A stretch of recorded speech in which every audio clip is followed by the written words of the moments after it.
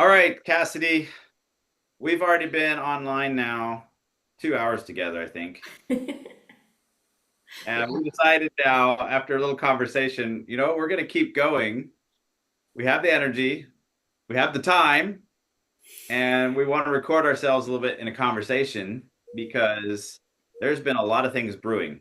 And we've been working hard over the last couple months. We've been thinking hard, and we've had lots of conversations and hard conversations about where we're at on things. And the reason we're smiling about it, I think, and excited is because we just got off a conversation, not with ourselves, but with the speakers for the upcoming festival in the Netherlands in Yeah, the November. Breakwater Festival. Should I pull up the announcement? Yes, Let me make we sure. have announced it. It is Yes, on. it's already been announced on Discords and things, so people who are watching this may already know about it. But They may I'll pull up the know. announcement here for They those may not who. know. Oh, pardon the lag. You can tell this was a last minute idea because. There we go. So yeah, there it is. Breakwater Festival 2025, November 7th through the 9th in the Netherlands, Culemborg. Yeah, with our featured speakers, Joe Foley, Nathan Jacobs, and Yella Houseman. There we go. Yeah. We just talked to them, and so they were also in that format a little bit in the Zoom call in their little boxes. But we actually had almost an hour and a half discussion where we all introduced ourselves, but spent a great deal of time talking about the theme and talking about the community experience of being in person together at a festival. And it got me really excited because you never know when you meet new people, especially people that aren't necessarily familiar with, let's say, estuary or breakwater.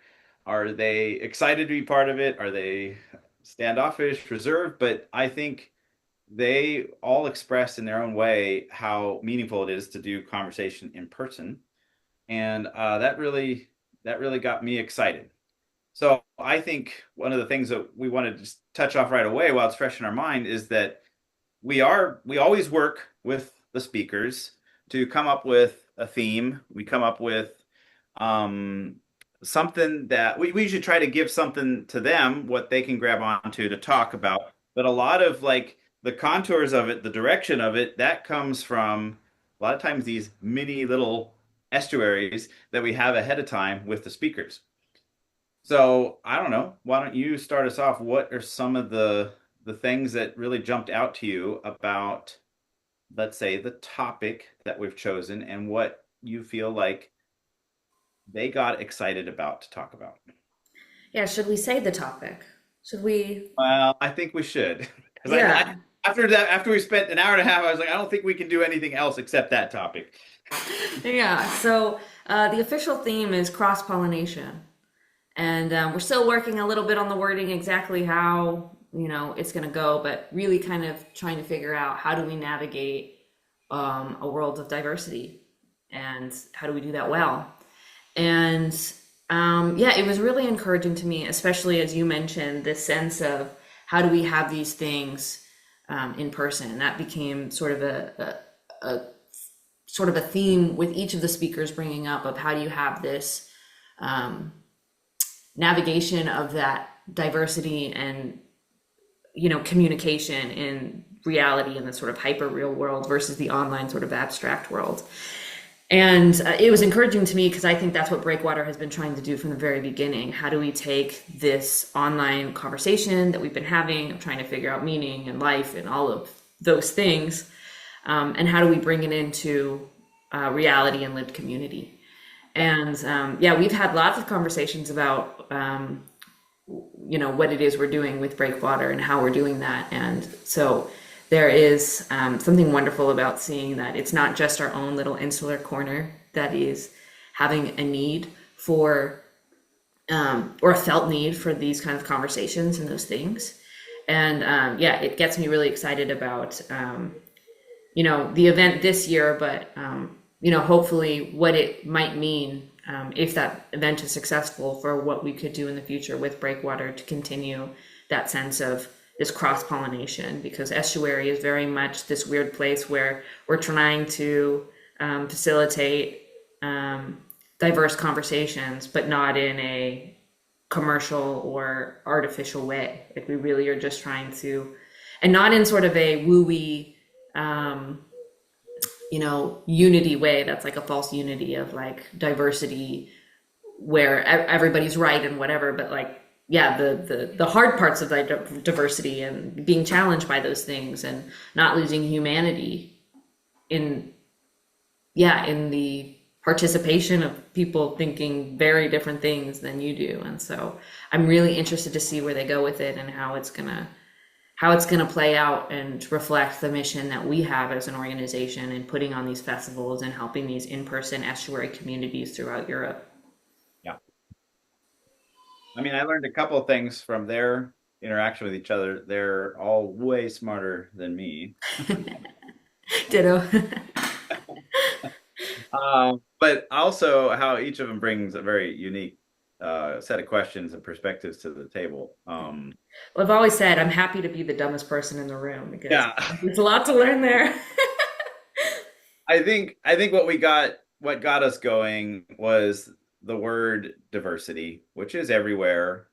I think it has many like axioms of like how it's used. You can use it in terms of politics and in ethnicity or culture or even sexuality. It's a word that has creeped in everywhere. Yeah, And yeah, we talked a lot about it. Is that a inherent good in itself, or why does it feel mushy at times, or where's the discussion around authentic diversity in a world that is hyper connected? Uh, um, it is get this kind of hyper culture that tends to elevate diversity in a right. sense, Well, and and yeah, so that sense that, is diversity always good? Because that's sort of the modern assumption in like the pop culture frame, right? Like, oh, diversity, diversity, diversity. It's like, well, is it always good in having that challenge? And I do think we get that challenge quite often with the estuary sense of people being very um, cautious about how we are approaching these conversations of trying to bring people from different backgrounds together to have conversations. And yeah, I think that's a valid question of like where is diversity good, where is it bad, how do we navigate that well? And yeah, that's yeah, it's very interesting. It opens up a lot of doors to interesting places you can go with that. yeah. And then and when we were done with the conversation, we kept the conversation going on, us sharing about even our own experiences in our work in different fields that we're in, from event management, comedy scene to I help my wife run a community center, and both of those places that diversity tangledness gets exposed or involved in different ways. And you know, I I live in a world here in the city we have, it's absolutely diverse in that sense. And then the community center that we work at is diverse in every way you can think. But we tend to like not want to put that out on the neon sign out front out front, because then somehow that imposes something else on the actual diversity that takes place in that community center. And the way I related to what a lot of them were saying is that you diversity has its value in its higher resolution, right? It's embodied sense. It's what even in the Christian, when there's something incarnate, not just something ethereal and abstract everywhere. Although that can be important too, but that's what we're confronted with, is this, like they kept talking about the word floodgates of just there's so much that comes at you. You do lose your sense of, well, what does really diversity mean, and what do we value it, and is that something you can just for its own sake seek in the Mm. world? Well, there's a big question there, I think, in the religious space of like where does diversity have a place within a church body and the church walls versus outside of that. And I think Paul Van Clay has been dealing with that question for since estuary begun of like how do you get outside of the wall garden of the church, and meet people where they're at and have this freshwater saltwater ideas coming and mixing and creating growth. And yeah, it's very, I think it'll be very interesting even for us as we have this conversation to figure out, where do we go from here. We've been doing 3 years of trying to have these events where we bring people from all walks of life, culture, religious backgrounds, political spectrum, what have you, together to have meaningful, helpful conversation that is people first, that leads with stories and personal experience to help us ground the humanity in having these conversations. And I think we've seen so much beauty in that. But yeah, I think I always, in the back of my mind, sense that danger of us losing the plot of like, where could that go, where it does become something that isn't real anymore, and that creates some kind of culture that is more toxic than healthy. Yeah. Well, you've heard me say it before. I think a conversation needs a culture, and I think that's it's one of my big things of why I invest in Breakwater, because you have to have sustained culture to hold the tensions of diversity needs a culture that understands that and wants to engage in that. Yeah. I have a question now, because we've now revealed cross pollination. We're stuck with it. I'm just aware that, like, that's kind of like what estuary means too. So I was like, are we? No, I think we're digging in more about what's at the core of what estuary is about, and we'll talk about it in a different way. This idea of cross pollination, but that's the form of it is estuary, right? The salt and seawater coming together. It's been there from the beginning. So maybe this is one of those things. Now we just need to put out and talk more robustly or explicitly, because that's part of all of these things, but we haven't really talked about it as much, right? So I think this would be a good group of speakers that are going to really, I think, chaperone us through this well and give a lot of really good insights to it. So I'm very excited about it. Well, and I I think, think it's an yeah, interesting next step in comparison to the estuary, where it's sort of like the idea of you can't live and make your home in an estuary. But when it comes to the idea of cross pollination, like it gets us into the land and like tilling the soil and, you know, um, tending a garden.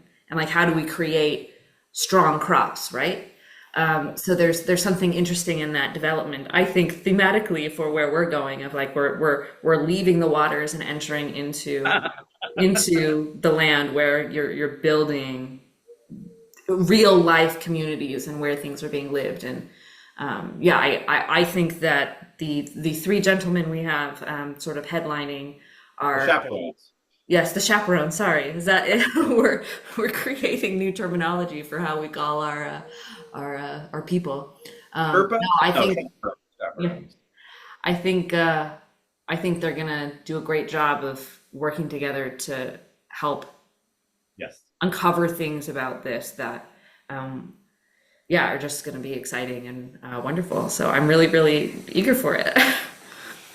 So that was kind of the immediate what we've just been involved in. I think the the next thing I thought would be good to talk about is to go to rewind a bit, Mhm. because we've also been in a process over the last couple of months, really thinking about what where do we want to we've got a lot of experience. We've now hosted a number of festivals.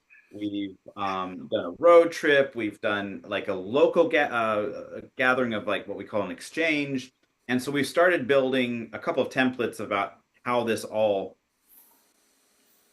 is coming together. And you approached the team a couple months ago and said, well, where do we want to go with this? Mhm. Yeah. Uh, are we at a juncture here, because it takes a lot of work, takes a lot of time. it takes a lot of grit sometimes too. It's rewarding, but what are we doing this for? And so we started having internal discussions about the what's next, the what are we, uh, what's let's say what's important to us, and the I think why don't we revisit that a little bit? Maybe why you started to think about why is this the thing that we need to be start talking about after we've gained experience. What intersection do you think we were at, and why was that important to you to start talking about the future of Breakwater? Yeah. So, like you said, we did 3 festivals under 2 different names. We Yeah. did uh, one uh, 1 day German speaking estuary event that we called an exchange. And then we did the estuary tour with Paul, where we went to and visited different estuaries in the Netherlands, Germany, and the UK, and spoke with estuary leaders and really tried to get a sense of what's happening in each of these countries and what is it that we need help with as we're building estuary in Europe. And it's been amazing. Like I think every time we finish an event, you just you get inspired by the reality of what we have been working for over 5 years now. Because it's some of the stuff started even before the festival. But in that same breath, it started asking the question of where is it going, and what is the destination of this journey? And I think when we all 3 started the festival journey, we didn't know what we were getting into. Matthias had this crazy idea of, hey, how do we get people in person? And he said, oh, hey, let's do a festival. And me, having just walked away from a career in entertainment, doing in-person events and comedy festivals, and putting that on hold, maybe forever, to come move to a new country to potentially get married and start a family and all of those things. And having that sense of like, well, maybe this kind of journey of being a part of estuary and the in-person event stuff just has to be put on hold, and getting this opportunity to do that was so exciting to me. But since then, I did get married and I had 2 children, and I wasn't sort of this single free agent that I always was. And so a lot of the decisions of where I put my time and what I put my effort into, it mattered a lot more than when I didn't have my boat tied to someone else, if you will. And now several someone else's. And so that question of like, this has been a great ride and I'm so inspired by this, but what are our options here? And I told you and Matthias, after we finished that estuary tour with Paul, I kind of came to the conclusion, we either kind of have to ramp up or ramp down, which means really figure out how do we make what we're doing with events and estuary more sustainable, because let's be honest, we have profited so much in so many ways from these things, but not in a sustainable way. We certainly weren't making any money individually, but even just with the events, they were about breaking even. We were gaining a lot in community and relationship and all of those things, but with the way our lives were changing and the responsibilities, it was expanding to a way where it was like, we either figure out how to make the financial part sustainable and make that work for the needs of what estuary is and where it's growing, or we say, hey, we had a good run, let's do one more festival, land the plane, and let the seeds of what that did grow into whatever it needs to be going forward. And I think at the start of the conversation, we thought both of those were legitimate options. Both of those things were things that could be possibilities and be the right thing. But after much more talking, I think we all decided to close it down and just let the 2025 festival be the last festival. Would sort of be a shame to not try at least to see what we could do and build something bigger. And so I think that's kind of where we're at in this recognition of like, hey, let's swing for the fences. Let's give it a shot and figure out how do we decide what breakwater is going to be, and how do we make that sustainable so that we can continue helping these estuary communities throughout Europe, the individuals that we've met through these festivals, and then reach even more people who we haven't met yet, who are in so many situations like I was or you were when we started our own estuary journey, and feeling lost and not knowing where to go and how to have better interaction with these really deeply meaningful ideas and conversations that were salient to us. And so I'm sort of terrified, but I'm also sort of inspired and excited to see what we can make of this, and whether we succeed or fail. I guess I'm I'm open to either possibility, but I have this hope that we're building something that is actually going to be valuable, that other people are going to see that, and that we can create something and keep doing this thing that we love to do in a way that makes a lot more sense for ourselves and for the communities that we're trying to help. Yeah, yeah, yeah, yeah. I've often reflected on the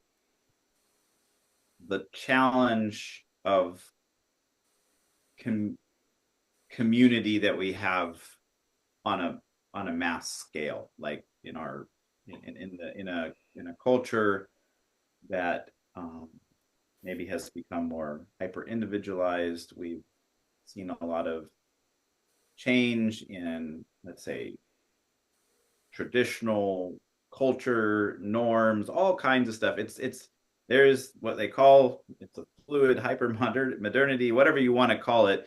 We're in this space, this, and I think there is such a yearning to be part of community in a broad way that begs the question over and over again, how do you do that? I work in the church context. Mm-hmm. Every church consistently asks that question. How do you build a community when no one has time? How do you build a community when um when there isn't that um people aren't sticking around? How do you build a community when um things are just changing all the time, right? And I think what I'm trying to say is that even through my little window of looking through the church perspective, you can see that though in sports clubs. You can see that in the library club. You can see that in book clubs. You can see that in every layer of society over and over again. I had a long conversation with, what is it called? Square dancing, contra dancing, square dancing, where I was with my wife and we were at a this lovely event for families, and the retreat organized one evening local square dance club come in and teach us square dancing, which was a ton of fun. And all of these, it was like 8 couples, and there was a caller. And then you talk to them, and they had the exact same kinds of concerns about the future. Where's the next generation? How, people, can we, people, are they going to care about this thing as much as we care about this thing, right? Like that at the end of the day. And I was like, wow, that sounds like many conversations I've had in many aspects of society. Okay, long run up. I think there is the challenge of how do we sustain and form and encourage community? What does that look like? What does it take to do all those kinds of things? And I have been somebody that has really appreciated and profited from and gained so much by just being part of the local estuary here in Mannheim.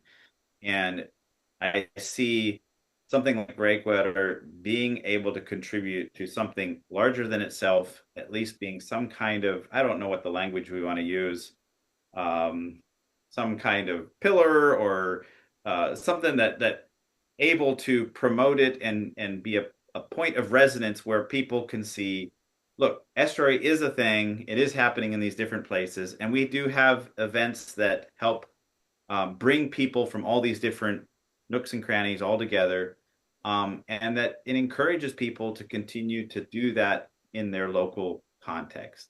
Mm. And I think there is a little bit of a breakwater shaped hole in all of this because we're not sure what you need to build that kind of thing on a maybe beyond the local community. And that's what we're trying to endeavor into a little bit, right? Because we have connections all across Europe now, just because we have been doing it.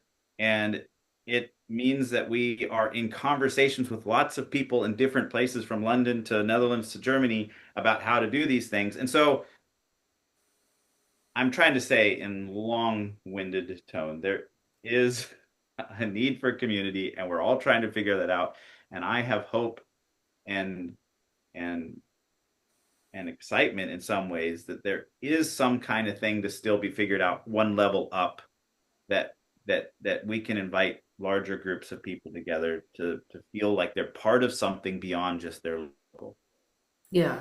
Well, and I think it also offers a space where local communities can be local communities and centered on the local issues and the local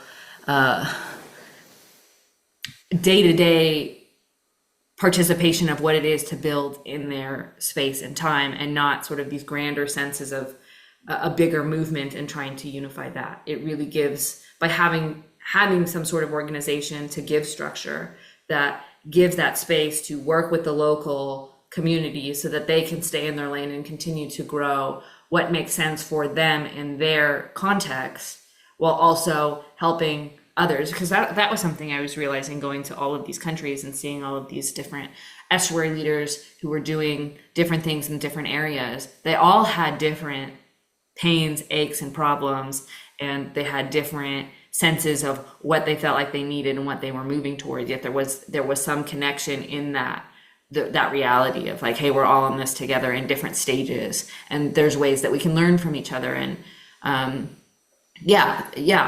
that way to kind of build growth. And it's been great to have estuary be or breakwater be that space where it unifies that space in estuary and allows us to make these connections and create spaces that not only grow deeper connections with the communities that are already built, but opens the door to people who don't even know what estuary is to have the chance to be part of these communities and add the local flavor to what's happening in their local areas. And, it's just been lovely to see the way that people have been inspired, whether it's in estuary community or outside, to get more grounded and participating in their local communities in all of these different ways. And I think that's ultimately the end goal. It's not to just create more estuary communities so we can take over the world and, everybody's in an estuary. Really, it's just creating that space for the people who need it, the people who have that space where they need this kind of community can find that so that they can grow to have that deeper places in all of these other areas in their life. But yeah, with so much of our lives being on the internet and being raised by, www dot, I think we've lost that sense of how do we even begin this? And I think there's an interesting thing happening in these estuary groups where we're trying to work together to recapture that, figure out how do we build healthier communities and do that in this sense of like so much diversity and confusion in what it is that is really meaningful. But at the end of the day, I have conversations with my husband all the time about all of these things, and he was talking to me about how you can't really build healthy community surrounded or centered around just the idea of community. It has to be something more. And I think that's a big question that I think we're still trying to put words to in estuary is, what is that something more? There is that something more because you're seeing these groups especially like the German community is a great example, growing and sustaining and coming and having this really grassroots natural community growth and beauty that's coming from it. But how do you communicate what's happening there? What's that bigger overarching thing that's connecting that community and creating that health? That's a really interesting thing, and I do think this year's theme is gonna help us Yeah, dig into those questions. Yeah, and maybe get some better words and some better answers for it. yeah.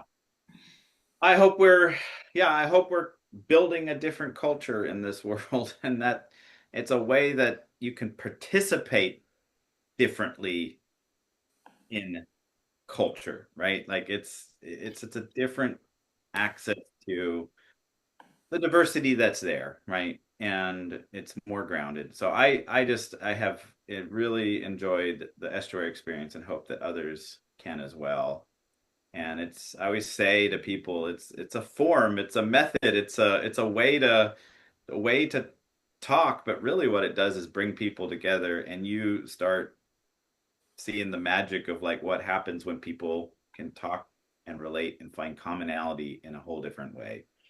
Doesn't matter. And so, yeah, we have very diverse group in Germany in Yeah. our Mannheim one, but it that often makes it sometimes challenging, but it makes it exactly worth it in some ways to do all that.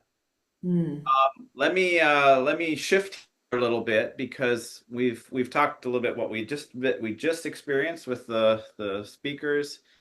We've gone back a couple months in our process, and now we're standing on the cusp and kind of right in the middle of thinking about the next phase and kind of thinking not just in terms of this festival because that's a first stepping stone for a number of things that we've been thinking about over the last number of months and years almost.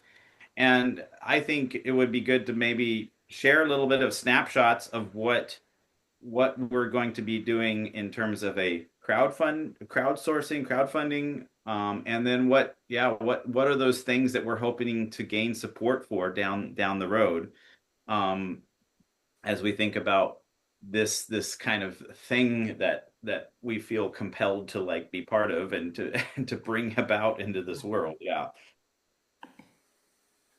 Yeah, no, I think that's good. I think maybe the best way to do that, I'll just pull up the little document that we're sort of working on and kind of walk through a little bit. We're probably doing this a little bit backwards, but I guess for Okay.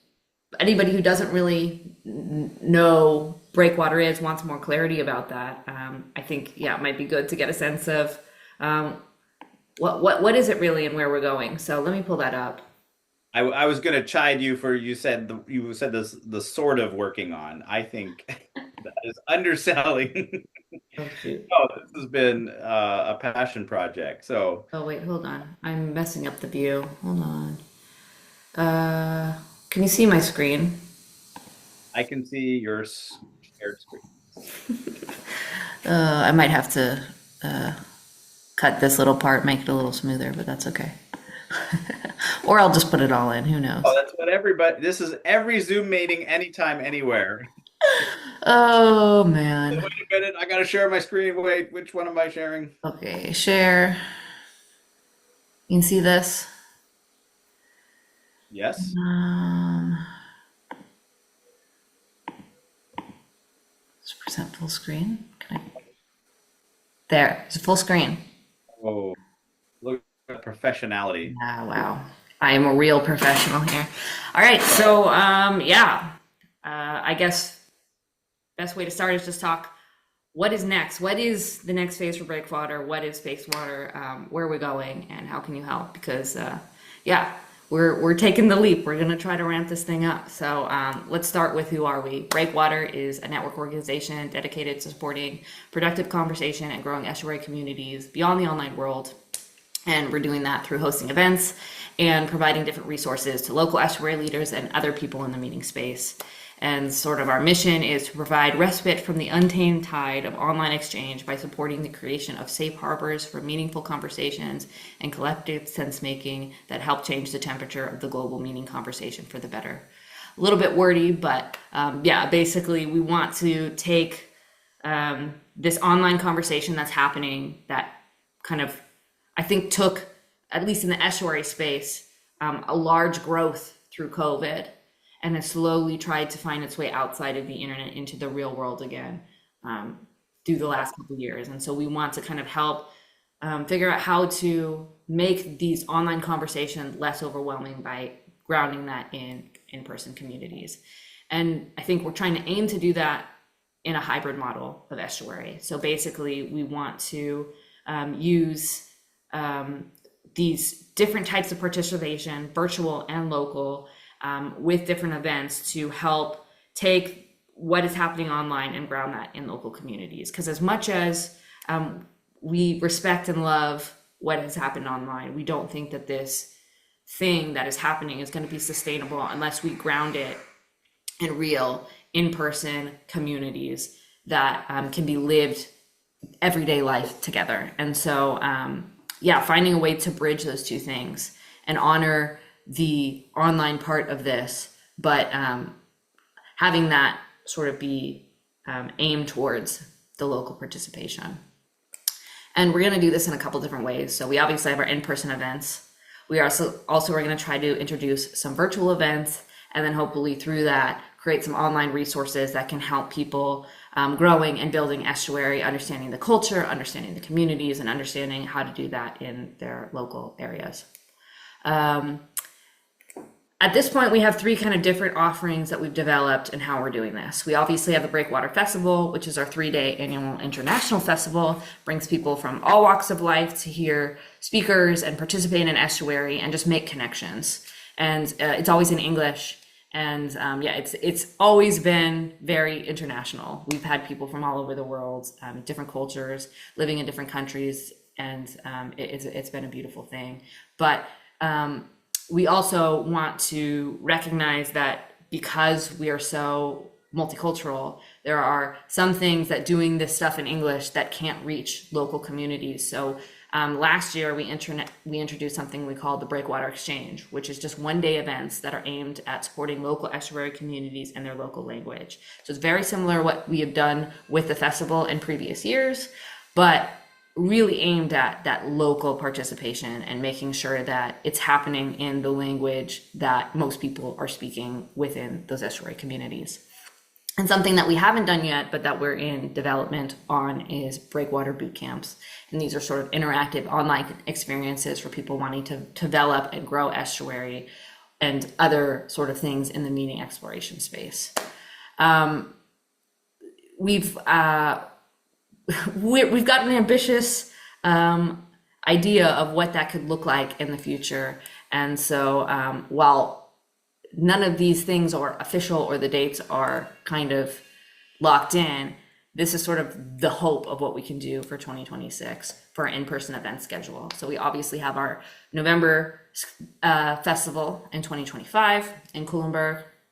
And then we want to do 3 exchanges and 1 more festival for next year. So all of these are in different stages of development, but it seems as though there is a potential to do our first exchange in Germany in February, followed by an exchange in the Netherlands in April, and then our festival in June 2026. Location to be decided. There are a lot of internal conversations about what that'll look like for festival, but yeah, we're still open to figuring out where that is, but ending the year off with the Breakwater Exchange UK. And again, we have the official festival that we've already announced. Yeah, with our speakers, we have Joseph Foley from Unsolicited Advice, sort of YouTuber. He has a Substack, sort of an agnostic camp, but really interested in having cultural conversations, and yeah, very, very smart, very well educated. And then Nathan Jacobs, who I think a lot of people in the estuary space already know him, but Eastern Orthodox, filmmaker, artist, philosopher, has a YouTube channel, Nathan Jacobs podcast, lots of interesting conversations about theology and such. And then Jelle Hausman, who is a local Dutchman here, has a project called Europe at Midnight. Really exciting things. that he's thinking about of where is the church going, how is it affecting Europe, and all of those things. And so I think these three people are going to be really great together in trying to figure out how we do those things. And to host the event, we're actually going to be having it at a venue called the Helderlandfabriek in Culemborg. It's a cultural and arts event center right next to the train station. It's a full service event center, so it's definitely taking it a step up from what we've done before of working in community centers and scrapping it together with a group of volunteers to make this happen. But we think that it makes sense because what we've decided is that we want to make the festival a bit more, how would you say it, David? A bit more robust and sort of be able to grow as we grow. And so we had always talked about keeping the festival under 100 people, but now that we've introduced the exchanges, we want to give space for the festival to grow and become something bigger and international, and really let that be something that helps fund these small, intimate, local gatherings that really are targeted at those local community level participation. And not that the festival won't still be community oriented, but it's kind of giving space for different modes in which we're doing that. Did you have any thoughts about that? I've been to like what, three festivals, and I've hardly participated in any of them. Yes. And you'll get to this time because you won't be in the kitchen the whole time making all the delicious food. So I think there's a practical reason, which is the scale and the scope of things. It starts to get out unwieldy if we do it based on our own abilities, just as a team. And there's always been people that have helped, but you start to feel like you're leaning on yourself and everybody too much. And so in some ways, when you scale up in terms of numbers, but I think also just, I think you and I, having done many of these now, and Matthias, we'd like to experience it ourselves a little differently. Um, and that's where you start looking at a different kind of venue. And yeah, that it of course it means a different kind of price for participants, but it's something that for us feels way more sustainable just to be able to, in our own participation. It still takes a lot of work, but it's a different kind of weekend then. Yeah. Yeah.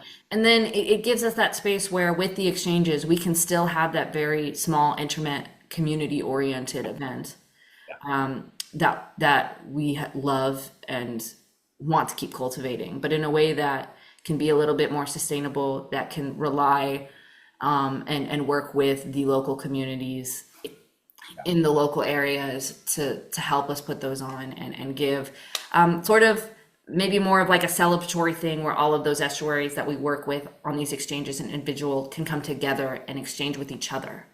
And I think that's just a really beautiful thing. Yeah.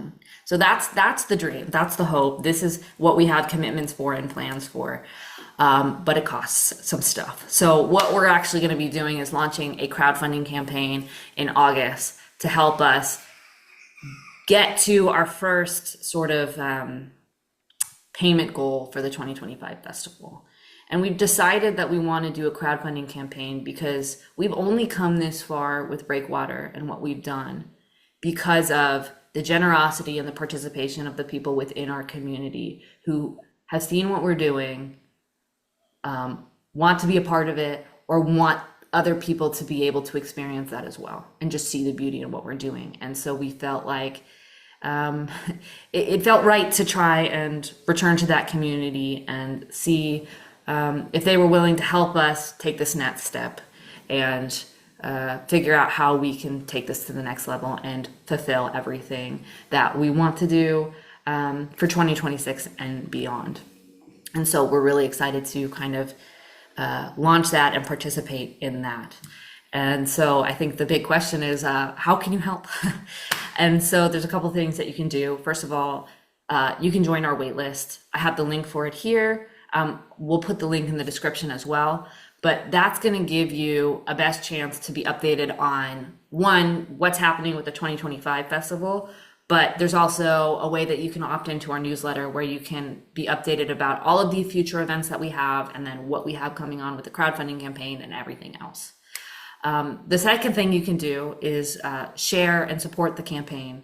I know that not everybody can donate or participate or be able to help us fund this goal, but getting the word out to people who you think might be willing to, might share the vision that we have, want to see us take this to the next level, it's so appreciated. And it really gets us to a place where we can actually make this a reality and make it so that it's not so stretched thin for the people who have been behind the scenes doing all this, and even the participants who have been helping us make this a reality so far.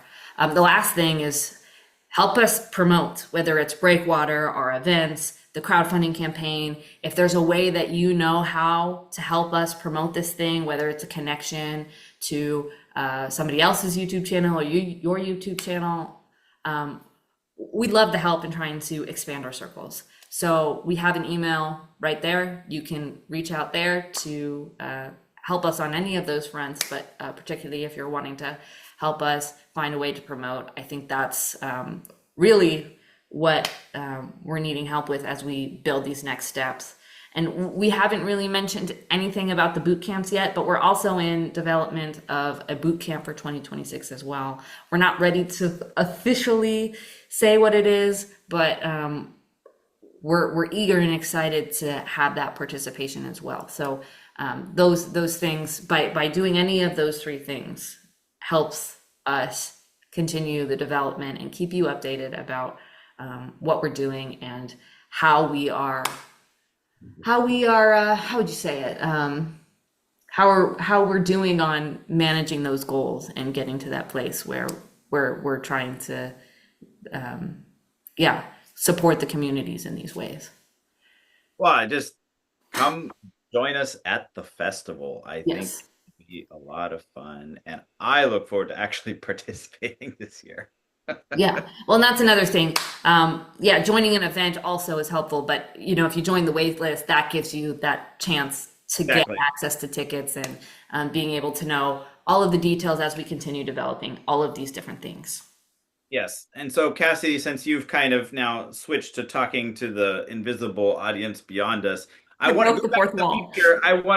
I wanted to say there are not going to be any hammocks provided, despite the images you saw there. It's So no, BYOH. there's Bring your own no hammock. hammocking. It's gonna be And yeah, for Job's sanity, there will be no shirtless volleyball.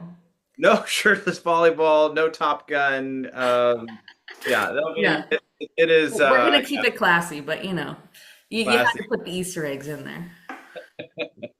So I didn't know what you were trying to communicate, but I do think you got the vibe of a festival there. But yeah, Well, and you never know. It may be that at a Breakwater exchange we have a hammock or two. there could be a My hammock. husband is a proud owner of a hammock, so he may bring it for prosperity's sake, or to fulfill our marketing commitments. Well, thank you for taking the time now, Cassidy. We have officially been, oh man, since 5. almost 3 hours online, right? Mhm. Okay, so I So think it's probably a good time to exit the online world and be grounded in our real life communities. I think family duties to attend to. I need to get back to my family, and you need to get back to your family. Yeah. Uh, well, appreciate the time. No, thanks for the conversation. I think it was really helpful and Another one, very yeah. exciting. And for our to break the fourth wall again, for all of those listening, thank you for listening and being interested in this, and for any sort of, like, even considering any support or the participation. It's really humbling for us. I think that's the biggest feeling that comes out of all of this. I'm just always humbled by the support that we've had in all of these different ways, by what we've done so far. And I'm really hopeful and grateful to see what happens with what we're doing for our next phase. There you go. Thanks, everybody. And thank you, Cassidy. Yeah, thank you, David. Yep. Get back to your girls and hopefully you don't find your husband in a hammock on the job. Yeah. Yeah, hopefully not.